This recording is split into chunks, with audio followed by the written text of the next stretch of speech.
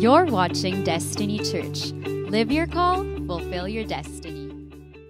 Yan, no? So, ako po si Pastor Butch. Ako po yung magbabahagi sa inyo ng word this morning. Okay lang po ba? Wala po kayong choice unless gusto nyo po mag-share. So, good morning. No? This is my first time again. First time ko po. First time again, no, in 2.5 years, no. Galing po kami ng pamilya ko sa Japan, no. And bumalik na po kami last month. Yan. And first time ko po ulit mag-preach. So, sabi nga sa Japan, Yoroshiku onegaishimasu. So kung naiintindihan niyo, kung hindi niyo intindihan, i-translate niyo na lang. So please be good to me. No? Konnichiwa. Anyway, no, on behalf of our pastor, our senior pastor, Pastor Leo Carlo Panlilio and Pastora Shalene Panlilio, let me welcome each one of us, especially if you're here for your very first time. Meron po ba tayong first timer this morning? Meron po ba mga first time po dyan? Ay, welcome po, welcome. Welcome, ma'am. Yan. Anyone else? Meron po tayong token sa inyo, no? Taas niyo po ang kamay niyo para mabigyan po kayo ng token. Yan. Welcome po, welcome. Palakpakan po natin lahat ng first timer. Come on, let's give them a warm welcome. Welcome to Destiny. Yan po. Yung pangalan po ng church natin is Destiny. The reason why we call ourselves Destiny is because we really believe on that name. No? Hindi lang po magandang pakinggan. Pero naniniwala po kami na bawat isa po sa atin, we have a destiny to fulfill in life. Say with destiny. No?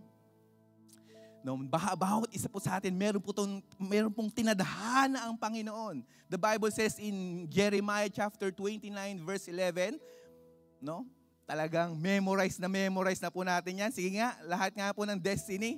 No? Banggitin nga natin tong verse ito. 1, 2, 3, go!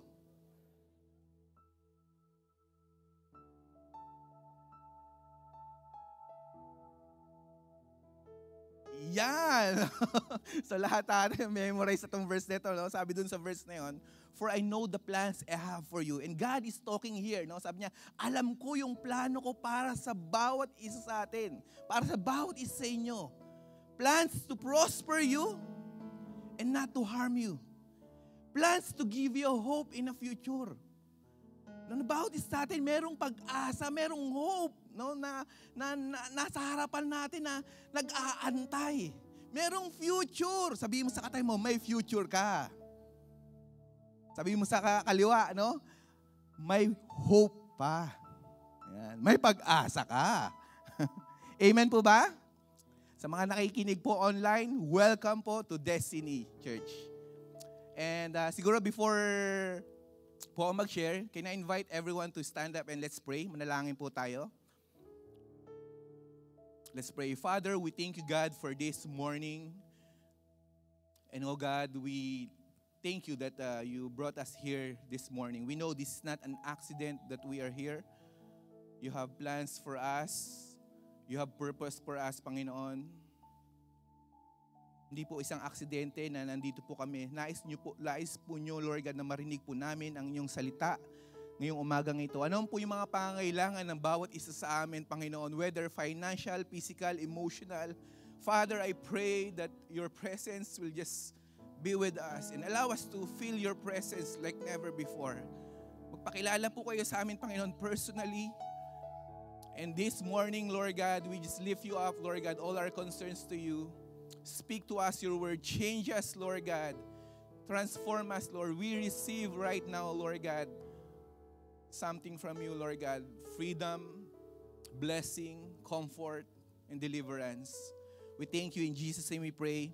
Amen. You may be seated.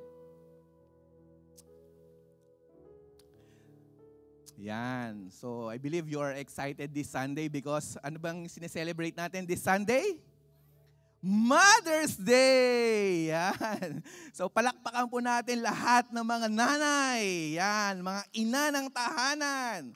No, lahat ng mga momshi. Yan. Meron po ba kayong katabi na mother? Batiin niyo po siya, Happy Mother's Day! Yan, no? Kung mukhang nanay siya, ano, no? Mommy siya, mama, no? Happy Mother's Day po sa lahat ng ating mga magigiting na ina. Mamaya po meron po kaming something for you. But this time, let me just share to you, no, about yan, being, nature of a mom, no, and also the character of God, no. Ito po yung title po natin, no. Yan, flash it in the screen. Reflecting the character of God, a Mother's Day celebration. We're going to talk about God's character, and also since this is Mother's Day, yung character ng mga nanay, habang mag-share po ako dito, isipin niyo po yung mga nanay niyo po. Yan, bawat isa po sa atin may nanay po tayo, tama po ba? Meron po ba itong walang nanay? Bigla na lang kayong lumabas. Hindi, I believe lahat po tayo, isinilang po tayo ng isang ina, tama po ba? And pag-uusapan natin, ano ba yung mga karakteristik nila? Ano ba ang karakteristik na meron yung mga nanay natin?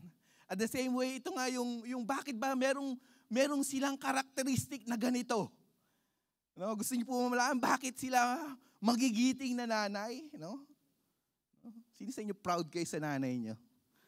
Yung iba hindi, no? Sino sa inyo proud kayo sa nanay niyo? Yung talagang iba yung, yes, kasi baon, no?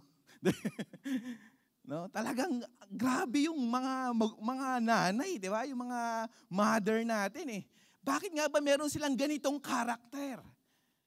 Saan ba nanggaling yung ganito nilang ability? Yan, pag-uusapan po natin yan ngayong pong umaga. Excited po ba kayo? Parang hindi po yata kayo excited. Excited po ba kayo? Moms are surely one of God's greatest blessing to humankind. Tama po ba? Napakapalad po natin, meron po tayong ina. Meron po tayong mga nanay. Meron tayong mga mommy. Mothers, our moms, yung mga nanay natin, they are amazing. Agree ba kayo sa akin? They may not be perfect, hindi man sila perfecto, pero yung iba, they believe that, they are. Sino nanay niyo perfecto? But surely everyone agrees that moms are just awesome. Tama po ba? God created male and female equal. That means God created our dad, our mom, and we cannot fully live and experience life the way it should be apart from both. It is God's design for a family na meron tayong magulang, meron tayong nanay at tatay. And since we are celebrating Mother's Day today, it's just fitting to celebrate some of the most amazing characteristic, qualities of great mom. Let me just share to you. Alam niyo ba, gusto niyo po ba malaman yung mga characteristic, qualities ng mga magulang natin, ng mga nanay natin? Gusto niyo malaman? Ito ba yung nanay niyo? Yan. Moms, number one, moms are compassionate. Moms are compassionate. Sino mag-agree na talagang grabe, yung nanay ko compassionate? Talagang yung nanay ko, naalala ko nung bata ako, grabe siya, grabe yung compassion niya. Pangalawa, mothers are great comforters. Tama ba? Pangatlo, mothers are caring. Yan, pag-uusapan natin yan mamaya. Isa-isahin natin yan at magbibigay tayo ng mga verse patungkol sa quality na meron yung mga nanay natin. Saan ba nanggaling yung mga quality na yan? Pag-uusapan natin yung character ni God. Amen? Sabi po sa book po ni Chuck Swindoll, let me just, allow me to read yung mga sinabi niya sa book niya na You and Your Child. Sabi niya dito, where does a child usually first to see love? In a mother who gets up without complaint at all hours of the night to comfort a sick child. In a mother who continuously cooks and cleans so another may be fed and refreshed. Tama ba?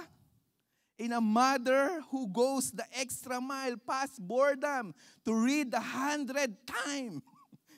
No, the child's favorite story with the first enthusiasm. Naalala niyo ba yung mga pagkakataong ito? Ha? O ako lang nakakaalala. Naalala niyo yung mga pagkakataon ito na ginawa sa inyo ng mga magulang niyo to? No, na talagang sabi dito, talagang pinagluluto kayo para lang meron kayong makain na masarap, no? Hindi na lang laging 3 in mga laging yan? Mga instant, no? Hindi lang mga instant lagi yung kinakain natin. Talagang nagluluto sila ng masarap na tinola. Yan. No, ikaw proud na proud ka sa nanay mo sa kanyang masarap na sinigang. Talagang super asim. Gawa sa sampalok.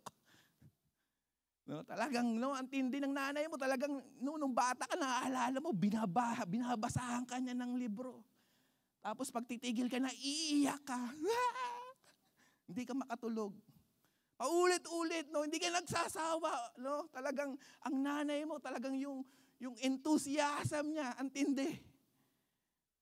And sabi dito, no one wears the fabric of selfless love, quiet as naturally and elegant as mother. She cooks, she cleans, she comforts, she corrects. Lahat na ginawa ng nanay natin. The best nga ang mga magulang natin. And sabi dito, she has 6 pairs of hands and eyes in the back of her head. Agree ba kayo doon sa mga nanay nyo?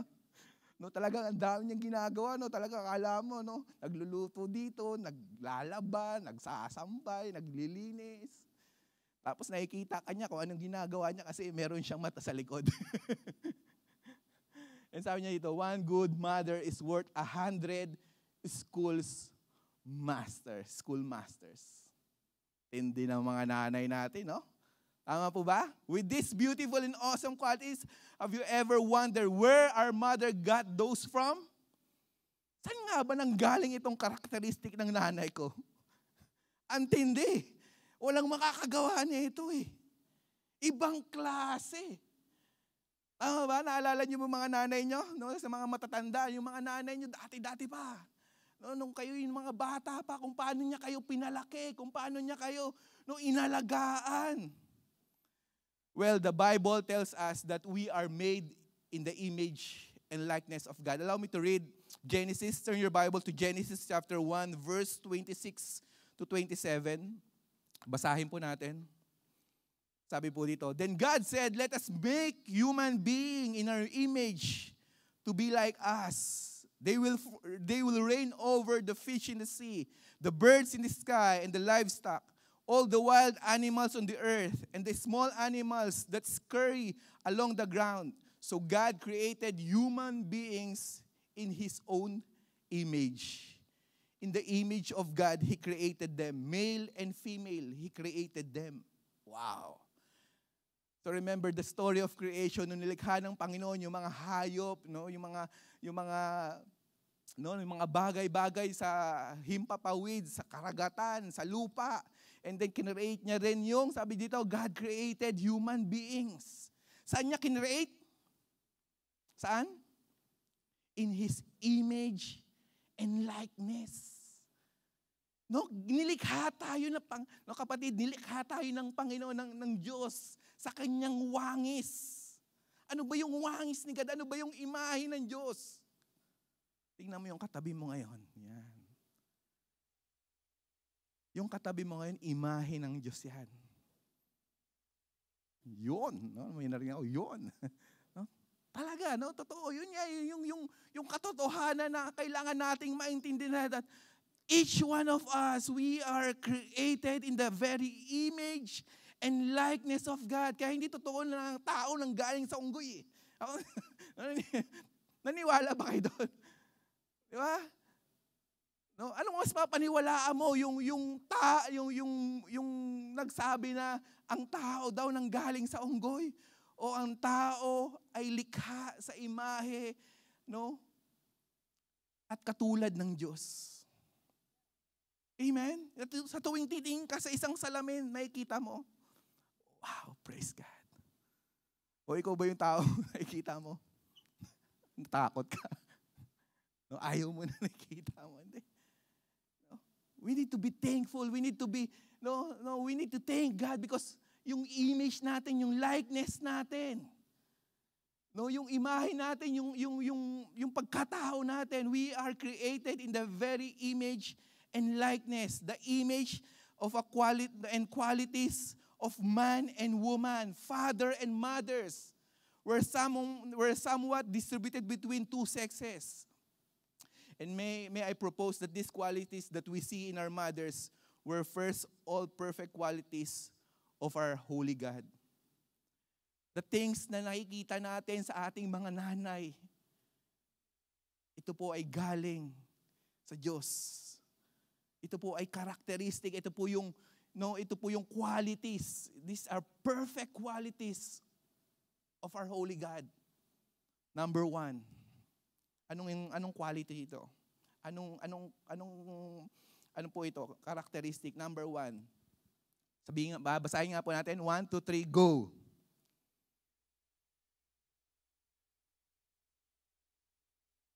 Amen, no? Mothers are compassionate. Why? Because we have a compassionate God. The reason why our mothers are like that is because, first of all, our God is a God of compassion. Say with me, compassion. Ulitin po natin, compassion. No, in Isaiah, ang ganda po na ito. Isaiah chapter 49, verse 14 to 16. Basahin po natin. No, sa NIV sabi dito, but Zion said, the Lord has forsaken me. The Lord has forgotten me. Verse 15, can a mother forget the baby at her breast and have no compassion on the child she has born? Though she may forget, I will not forget you. I want you to underline the word compassion. No? If you have your physical Bible, underline the word compassion. No? Sabi niya, though she may forget, I will not forget you. See, I have engraved you in the palms of your hands. Your walls are ever before me. No? Ganda na itong verse na ito. Tama po, naalala niyo yung kanta na sumikat dati? Basahin natin sa Tagalog, sabi dito. Ngunit, sabi ng mga taga-Jerusalem, pinabayaan na tayo ni Yahweh. No, nakalimutan na niya tayo. Ang sagot ni Yahweh, malilimot ba ng ina ang kanyang sariling anak? Sumikat ng kanta na ito, kay Gary V. No? Gary V ba? Tama? Basil. No? Malilimutan ba? No, hindi na po ako kakanta. Baka maiyak po kayo. Sabi ito, malilimot kaya ng ina ang kanyang sariling anak. Hindi kaniya mahalin, no? Hindi kaya niya mahalin ang sanggol niyang iniluwal. Kung mayroon mang inang lumimot sa kanyang anak, hindi ko kayo kakalimutan sandali. Kahit sandali. Jerusalem, hindi kita makakalimutan. Ang pangalan mo'y nakaukit sa aking palad. Wow. Ang ganda ng verse na to, no? Kung babasahin niyo po itong verse na to, no? Medyo madrama yung talagang, no, yung itong bayan ng Israel, meron silang argumento patungkol sa Diyos. No? Minsan ganito tayo Lord, kinalimutan mo na kami. Mayroon tayong mga ganitong feeling sometimes no nararamdaman natin, Panginoon, kinalimutan mo na kami, pinabayaan mo na kami. Diba? Sino sa inyo nakaka-relate, no? Meron ka mga ganitong mga nararamdaman paminsan-minsan, no? Naalala mo. Iniwan na tayo ng nanay natin. Pinabayaan na ako ng nanay ko. Pinabayaan na ako ni Lord. Pinabayaan na ako ni God. No? This is their argument, no, by the people of Israel. No? Hindi niya na ako maalala. Tingnan mo, ito yung nangyayari sa akin ngayon. Grabe yung feelings mo. No, you feel like you have been abandoned, you have been forgotten by God. Pero ang tindi ng reply ni Lord. Ang sabi diyan, no way. Ang sabi ni Lord diyan, hindi kita kinalimutan. Kung mayroong mang inang lumimot sa kanyang anak, hindi ko kayo kakalimutan kahit sandali. Sabi mo sa katabi mo, hindi ka kinalimutan ni Lord. Sabi mo sa kabila, hindi ka niya kakalimutan. No? Grabe, no? God uses that metaphor of how it's impossible for a mother to forget the baby, how impossible for a mother to have no compassion. No? Ginamit ng Panginoon itong metaphor na ito na ang isang ina, no, hindi niya iiwan ang anak. Kung iwanan man niya, sabi ni Lord, hindi kita iiwan. Amen? No, how impossible for a mother to have no compassion, because that's what mothers are. They are naturally compassionate. No?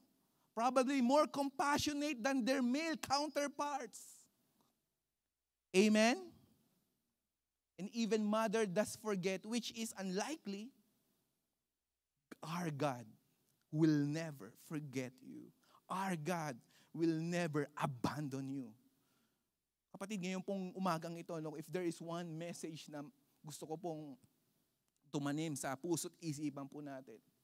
And while I'm praying this, sabi ko, Lord, iparamdam mo sa amin yung pag-ibig na hindi namin makakalimutan kailanman. Gusto naming marinig sa inyo, Panginoon, yung mga katagang anak, hindi kita iiwan. Tandaan mo yan, kapatid. Kahit iwanan mo si Lord, hindi ka niya iiwan. Maraming pagkakataon sa buhay natin, gusto nating talikuran ng Diyos. Gusto nating, umalis na, kalimutan na lang yung dati mong passion, kalimutan mo yung dati mong alab sa paglilingkod. Pero tandaan nyo, na ang Diyos, hindi niya kakalimutan ang pag-ibig niya sa iyo. Hindi ka niya kakalimutan.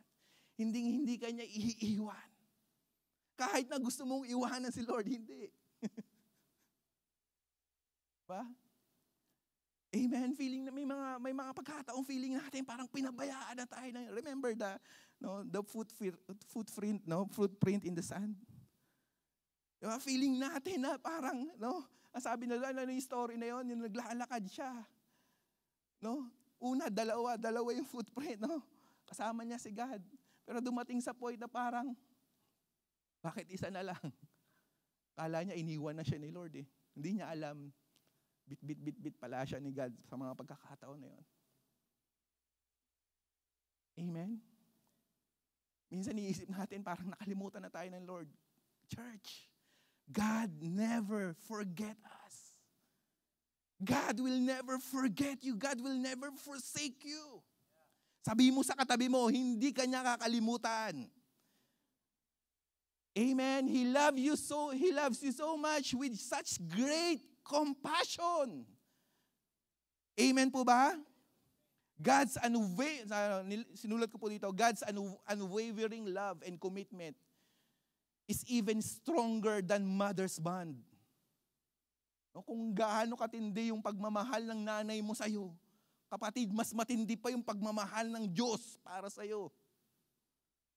Amen? Kung hindi ka makalimutan ng nanay mo, kapatid, si Lord, hindi ka makakalimutan.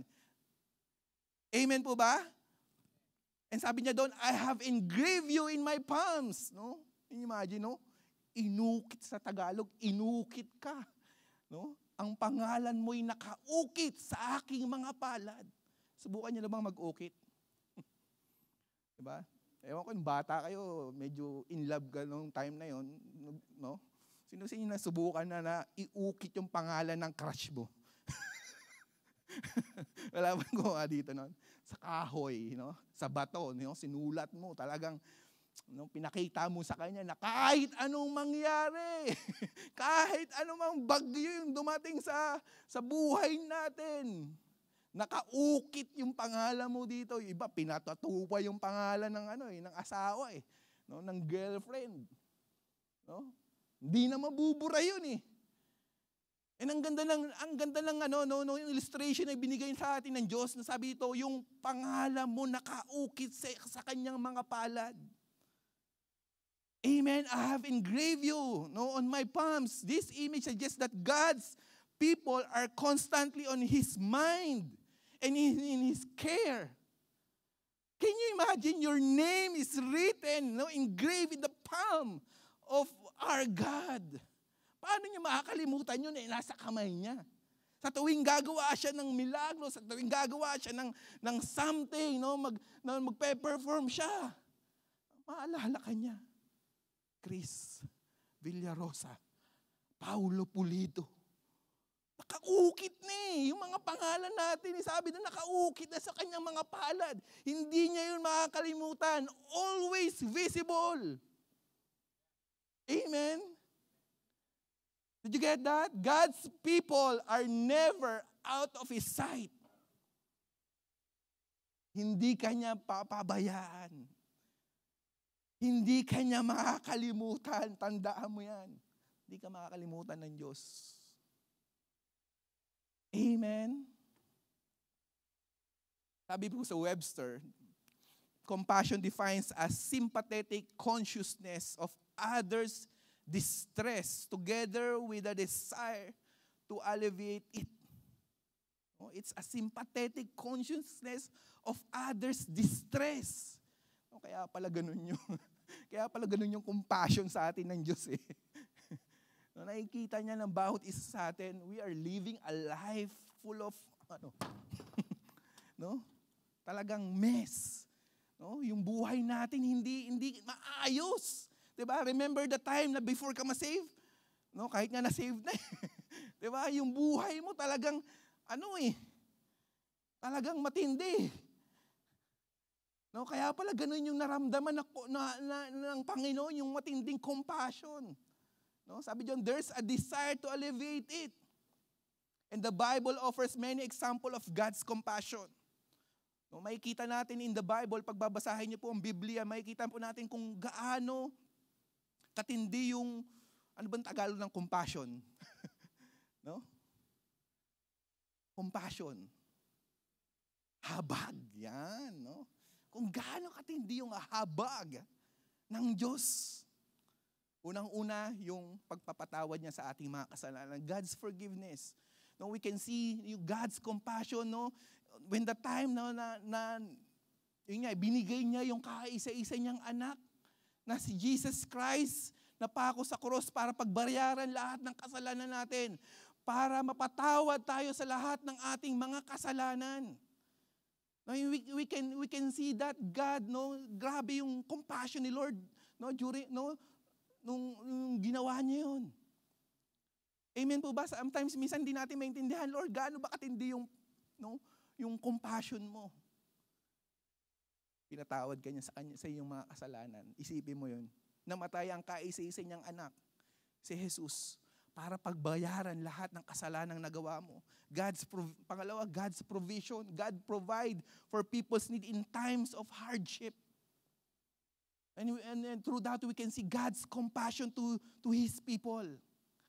Amen po ba?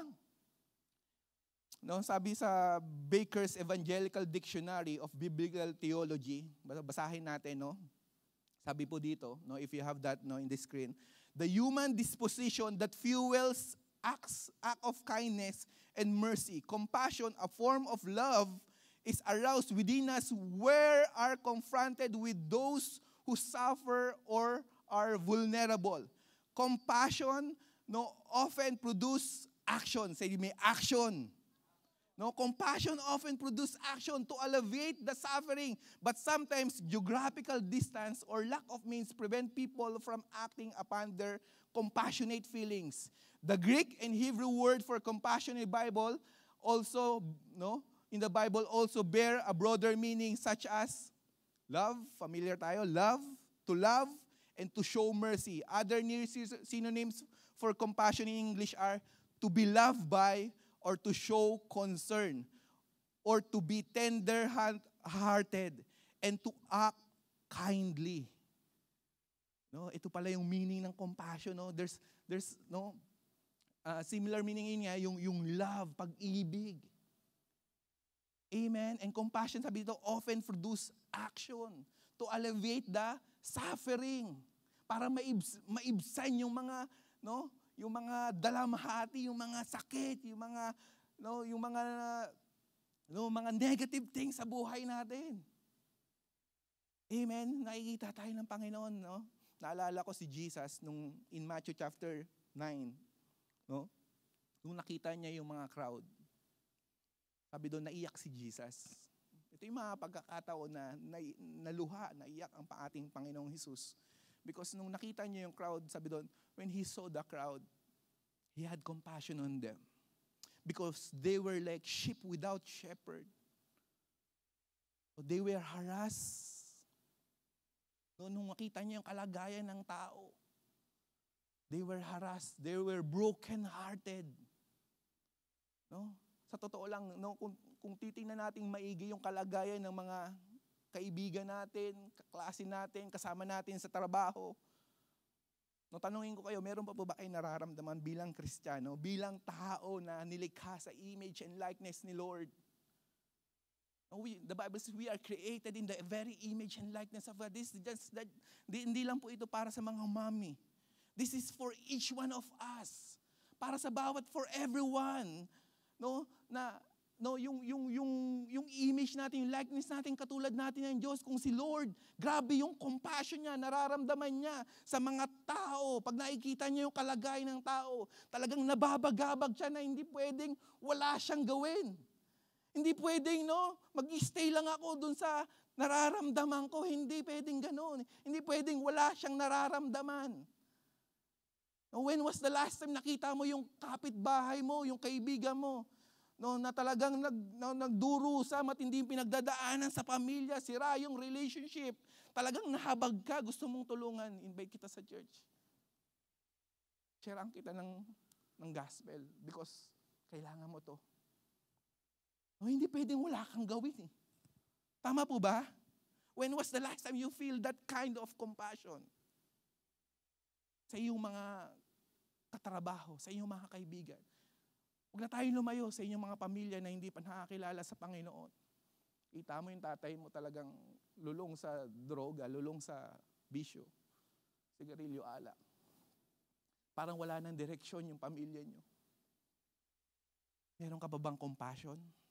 Meron ka ba bang nararamdamang habag, pag-ibig? Amen? Are you still there? What is love, no? Sabi ni Rebecca McLaughlin, no, sinulat niya to, no? He explained this verse in Isaiah, yung binasa natin kanina. Sabi niya ni Rebecca McLaughlin, God's love for us is no hallmark sentiment. This image is not primarily a celebration of our newborn cuteness. No, rather, this verse reveals God's hard-won, self-giving, commitment to our good, a refusal to let us go. However frustrating we become, an insistence on seeing His image in us in a painful provision for our most desperate need. Yes, God loves us with all the affection of a mom for her infant. We are His blood-bought image bearers, and He delights in us. But breastfeeding taught me that His care is more than just affection.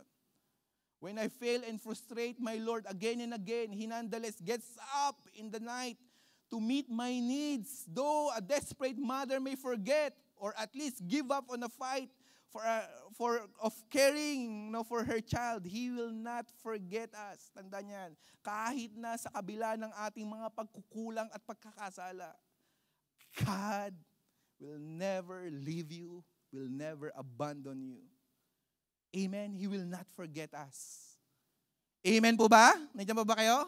In Psalms chapter 27 verse 10, I remember, no, sabi doon sa verse na yun, though my father and my mother forsake me, the Lord will receive me. The Lord will take care of me.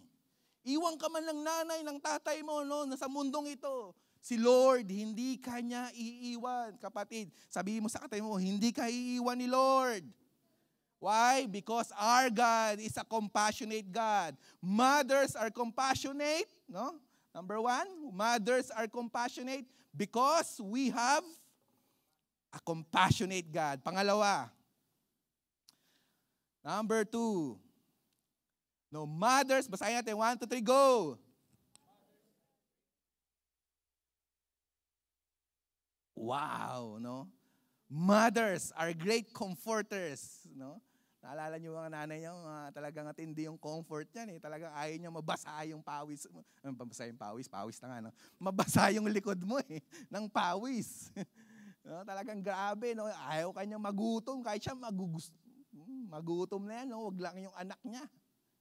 Diba? Mothers are great comforters because we have a comforting God. Isaiah 66 verse 12 to 13. Basahin po natin. For this is what the Lord says, I will extend peace, no, to her like a river and wealth of nations like a flooding streams. You will nurse and be carried on her arm and dandled on her knees.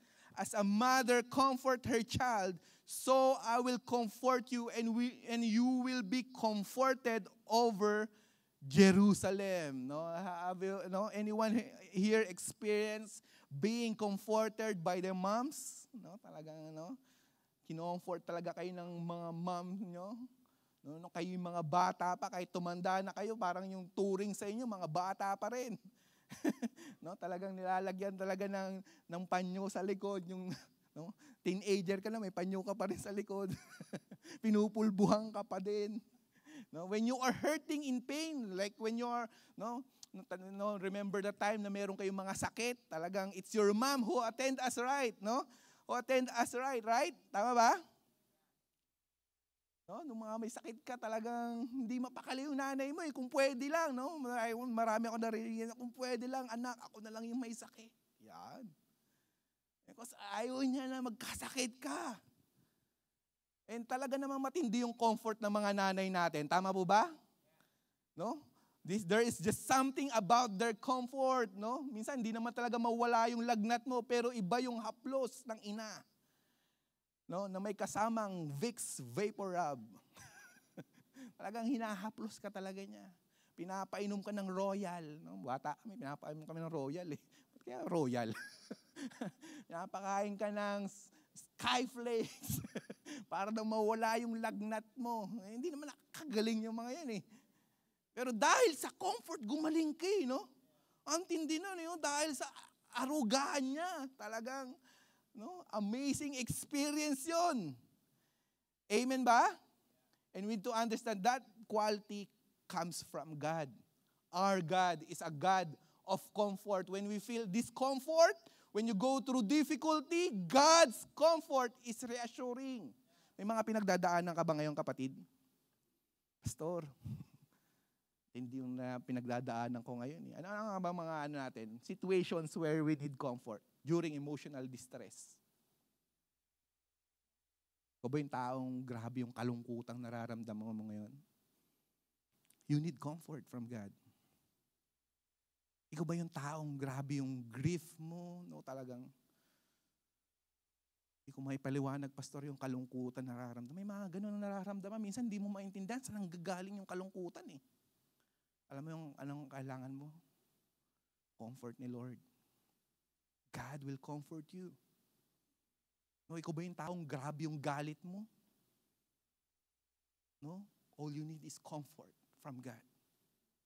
Hindi mo na mapigilan eh. Pastor, talagang mananapak na ako eh. Talagang grabe yung galit mo. Talagang minsan, hindi mo na mapigilan eh. Kapatid, comfort ng Diyos ang kailangan mo. Sabi mo sa katabi mo, comfort ni Lord. Loneliness, disappointment, no? Saan pa? After setbacks or failure. Di ba? Kailan ba natin kailangan ng comfort kapag kain nga, nabigo ka, nag-fail ka, no? Nanligaw ka, ilang beses mo na siyang niligawan, busted pa rin. Pero gwapo naman ako eh. Bakit ganun? Ayaw niya ako. Tindi ng nararamdaman mo. Comfort. Maybe you didn't get a job you wanted, or maybe you're facing a difficult situation right now. Or maybe there's fear in your heart.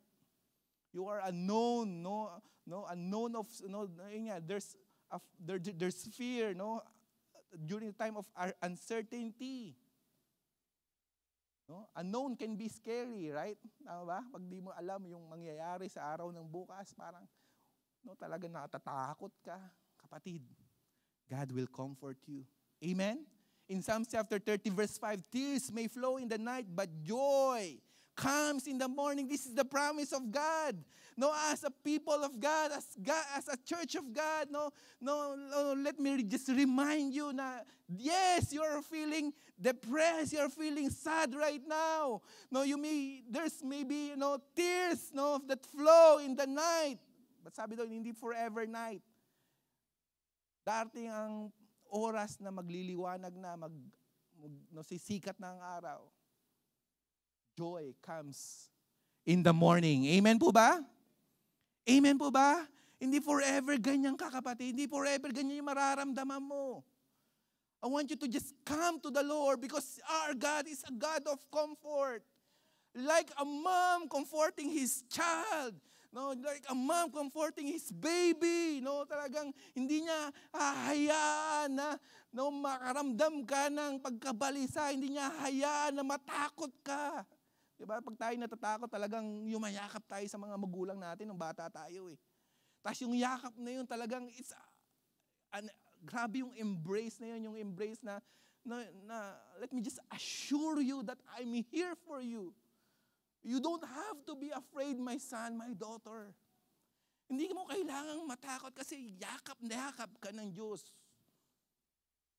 Amen. It's natural na maramdaman mo yung mga ganyan takot, pero don't live for the rest of your life living in fear. Amen.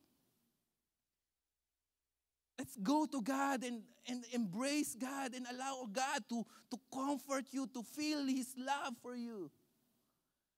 Amen. Eventually, yung lahat ng takot na yun mawawala. Tama ba? Ako may mga pagkakataon sa buhay ko na ganun po, nakakaramdam ka ng takot, pangamba, lungkot. Normal po sa tao yun, makaramdam ng mga ganun. Pero you know what, anong pong ginagawa natin? Come to God in prayer. Lord, I don't know what will happen, but I know you are a God who comforts, Lord, who comforts me. Let's go to God. Let's come to God. Amen? Romans chapter 5, verse 3 to 5.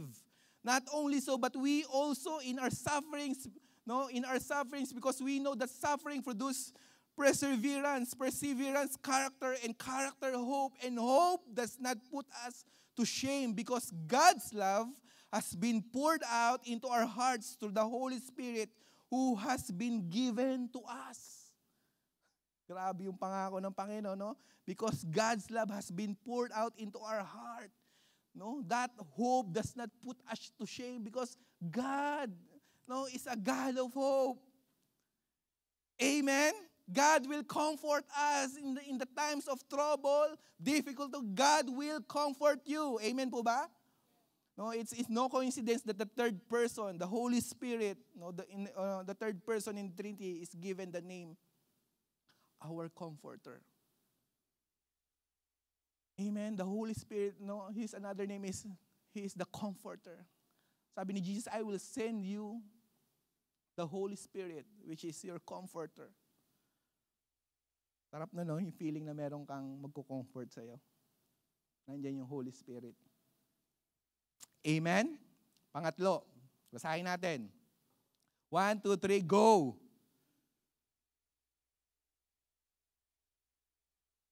Amen! Our mother is caring because our God is a caring God. Nothing compares the way mothers care for her kids. It's not the father don't care. It's just the mother care differently. Tama ba? Grabe yung alaga ng nanay eh. mga tatay natin, okay sila, grabe, matindi sila. Pero iba yung nanay mag-alaga. Tama ba?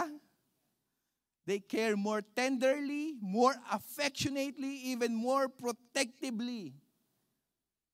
Sabi nga, iba yung kalinga ng isang ina. Amen. No? In Luke chapter 13, verse 34 to 35, basahin natin dito. Sabi po dito, O Jerusalem, Jerusalem. No? Ang ganda nitong sinabi ni Jesus. The one who kills the prophets and stones those who are sent to her. How often I wanted to gather your children together as hen gathers her brood under her wings, but you were not willing. Grabe itong yung kataga na ginamit dito ni Jesus. No? He used this metaphor, yung hen, no? Carry, no? Gathering her brood under her wings. No, ganito daw yung picture ng Diyos eh. No, kung paano niyang inaalagaan yung bawat isa sa atin, parang mga sisiw, no, na yung inahin na inaalagaan, yung pinoprotektahan yung kanyang mga inakay. Talagang talagang inaalagaan niya, talagang yung care. No, dinadala niya sa kanya sa ilalim ng kanyang mga pakpak. No, in this verse, God talks about how He gathered His children. No, He alludes Himself a hen that gathers her chick under her wings. Bakit? No, nakakita ba kayo ng mga sisiw? Diba? Nakasama niyo yung mga inahin. Tapos sa sobrang excited mo, gusto mong kuhanin yung sisiw. Ayaw mo inahin, no? Gusto yung sisiw. Pero hindi mo makuha kasi galit na galit yung inahin. Talagang tutukain ka, no? Talagang gaganunin ka ng mga clothes niya. No, hindi mo makukuha yun. Yung isa doon, kapag kinuha mo yun, no, hindi pwedeng wala kang tuka. No, bakit? Ganun ka protective. Yung hen, no? And God uses that metaphor na ganito ako ka-protective anak. Ganito ako ka-caring anak. Pero nakakalungkot, sabi doon, but you are not willing. Gusto ko alam mo, ngayon pa lang gusto ko ng yakapin ng Lord. Ang tanong, willing ka ba? Gusto ko na ng Panginoon na yakapin, haplusin. Gusto ko na ng Panginoon palayain sa mga bandage mo, sa mga bisyo mo, sa mga nakaraan mo, pero sometimes we are not willing. God loves you so much. God cares for you so much. You are precious in His sight. But sometimes yung problema, yung nasa atin, ang kulit natin, tigas ang ulo natin. Can somebody come up? No? Worship Him. No, yung care ni Lord is a protective care. It's a care that is a restorative care. He wants to restore you. No, ayaw ng Panginoon na yung buhay mo hanggang diyan ka na lang, no? That you are still the same person, no? 10 years ago, ganyan ka, no? Ayaw ng Panginoon na manatili ka sa buhay mo na sira. Sabi ko nga kanina, God, no, has a plan for you. He has a wonderful plan for each one of us. That's the promise of God. He don't want you to live a life that is miserable, a family na sira, no. He wants to bless you. He wants to give you there's a hope, there's a future. It's a nourishing kind of care. Amen. God wants to protect His people. But the question is, are you willing to be protected by God? To be cared by God? Are you willing to be nourished by the Lord? Willing ba tayo? Can you all stand up right now?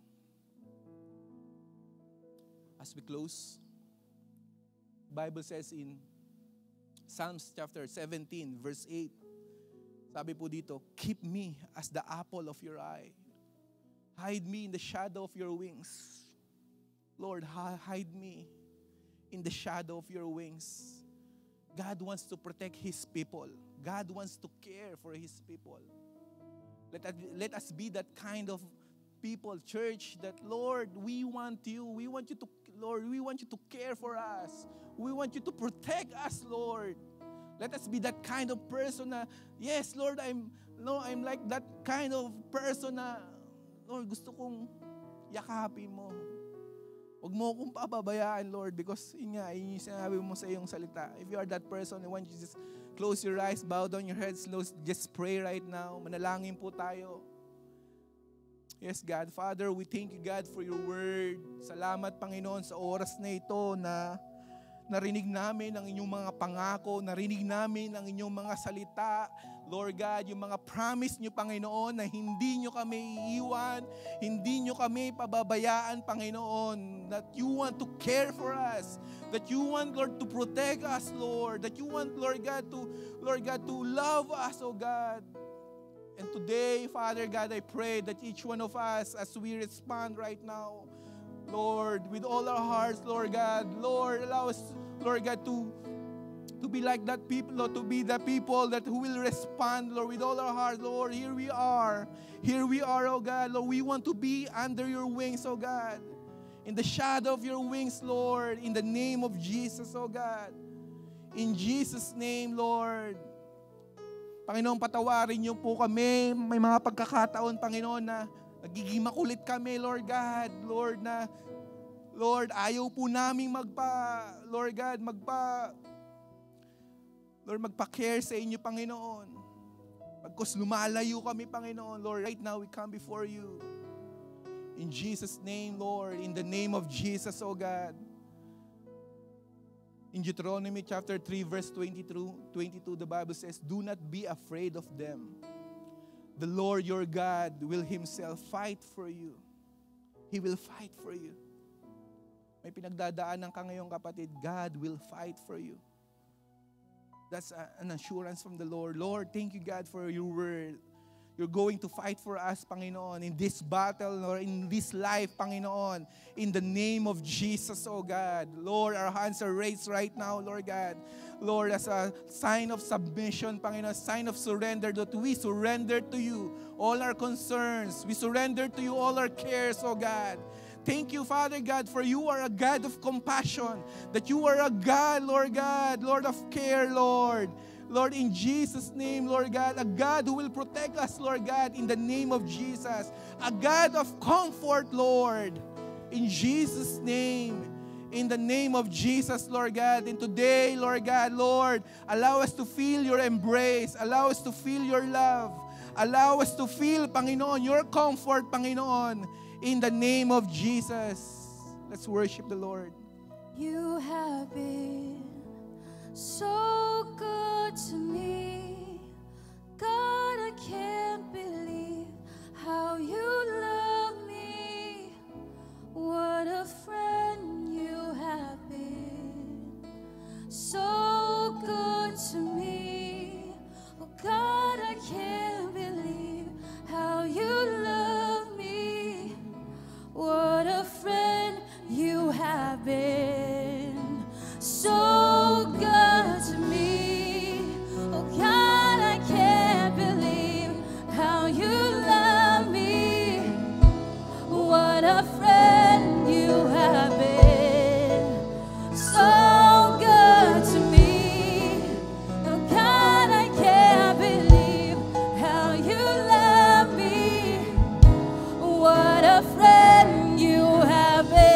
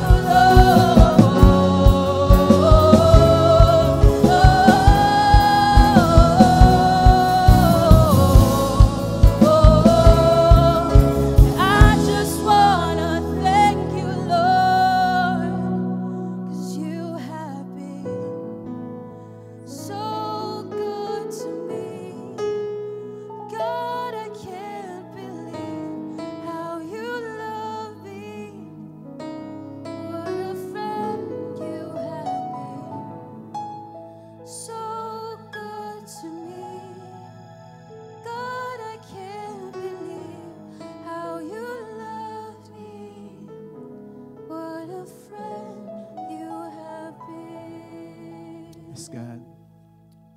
Thank you, Father, for your love to us, Lord. Thank you for being good to us, oh God. How you love us, Lord. How you comforted us, Lord.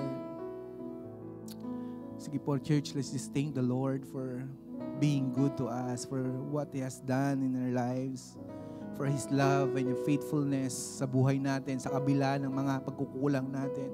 He is still faithful. Let's thank the Lord right now. Lord, we thank you, God, for your goodness. Marapat po kayong pasalamatan, sambahin at dakilain, Panginoon, sa kabutihan nyo sa aming mga buhay, sa mga blessing nyo, sa mga pagsubok, Panginoon, na pinagdadaanan namin, Lord. Maraming salamat, Lord God, at hindi niyo po kami iniwan at pinabayaan, Lord. Thank you, Father. And we love you, Lord. And this morning, if you are here for your very first time, maybe first time you sa church, and you haven't given your life to the Lord, just like to give you this opportunity, of giving your life to Jesus, Jesus is not a religion. He's a person. It's all about relationship. Kung ikaw yung tao na gusto mong isuko yung buhay mo sa Panginoon, maybe you're living your life na wala kang relationship sa Panginoon, patapon na yung buhay mo, or dahil mong problema ang pinagdadaanan, and this morning you wanna say, Pastor, I wanna give my life to Jesus. I wanna surrender my life to Jesus. I want Jesus to be my Lord and Savior. If you are that person, wherever you are, I want you to simply raise your hand as a sign of surrender. I want to pray for you personally. Yes, thank you for that hand. Yes, Lord, you see that hand that you raised right now. Anyone else? Just raise your hand. You're not raising your hand to me, just raising your hand to the Lord. Yes. And if you are that person, you are raising your hand, I want you to follow me in this simple prayer. This is a prayer of surrender. There's no magic in this prayer, but if you pray this prayer with all your heart, the Bible says, if you confess your sin, God is willing to forgive you. Follow me in this simple prayer. Lord Jesus, thank you for my life. Thank you for my life That you have given to me. that you have given to me. Today, Lord, I I surrender my life to you. surrender my life to you. I humble myself before you. I humble myself before you. Forgive me for all of my sin. Forgive me for all of my sin. And starting today, Starting today, I want to make you I want to make you my Lord my Lord and personal Savior. and personal Savior. Thank you for dying for me on the cross. Thank you for dying for me on Thank the you for cross. loving me. Thank you for loving me. And I surrender my life to you. And I surrender my life to you. In Jesus' name. In Jesus' name. Father, we thank you, Lord God, for these people. Let me just pray for you. Thank you for these people who surrendered their lives to you. I pray that starting today, Lord God, you will bless their relationship with you, Lord God. In the name of Jesus, I pray that you would comfort them. I pray, Lord God, that you would, Lord God, Lord, allow them to experience your love, your embrace, oh God. In the name of Jesus, Lord God, bless them, Lord God, and together with their family, Lord God, na magsiserve kami sa inyo, Panginoon, masasave, Lord God, in the name of Jesus, Lord. We thank you for this morning. We love you. In Jesus' name we pray. Amen. Palakpakan po natin si Lord. You're watching Destiny Church. If you would like to check more resources or donate to this ministry, you can download the Destiny Church PH official app or log on to www.destinychurch.org.ph/give.